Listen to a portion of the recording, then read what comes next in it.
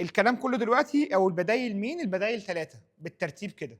كيروش رقم 1 مدرب او مدير الفني لمنتخب مصر اللي كان موجود قبل كده. تاني واحد بعديه مارك روزا.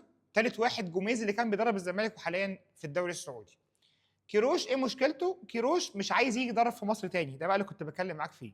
كيروش مقفول من مصر من بعد اللي اتحاد الكره المصري عمله معاه ساعه ما كان بيدرب المنتخب. مقفول من مصر، مش عايز يدرب في مصر تاني.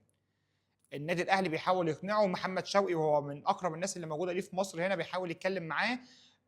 يا ريس لا يا ريس الموضوع في النادي الاهلي مختلف، هنا في سيستم، هنا في نظام، مش عارف ايه. بس الراجل مقفول من التدريب في مصر. هل الاهلي هيعرف يجيبه مش هيعرف يجيبه الله اعلم. بس هي اللي معقد موضوع كيروش ان الراجل مش عايز يدرب في مصر تاني. ده اللي كنت بقول لك عليه مع كولر. المديرين الفنيين واللعيبه اللي بتيجي الاجانب بيجوا في مصر بيشوفوا وبيسالوا وبيسمعوا. انا مشيت ازاي؟ اخدت فلوسك ولا لا؟ انت ليك مستحقات على النادي ولا لا؟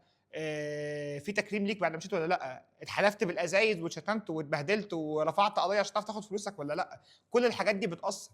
كيروش هو ليك فيه خير المثال، الراجل مقفول من مصر بسبب اللي حصل معاه من اتحاد الكوره. فدي حاجه تقول لك ان الحاجات دي بتسمع، بتسمع.